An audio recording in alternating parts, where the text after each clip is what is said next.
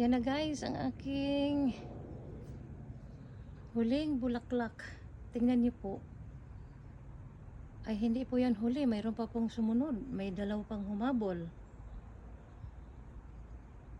Ayan po, nag-uumpisa na lumaki. Nagbo-bloom.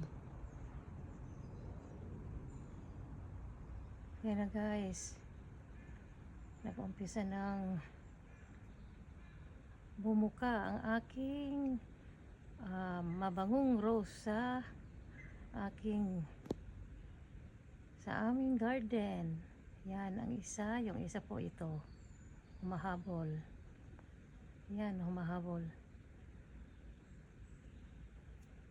Wala po kasing init dito, kaya yan maganda yung tubo ng aming rose sa garden.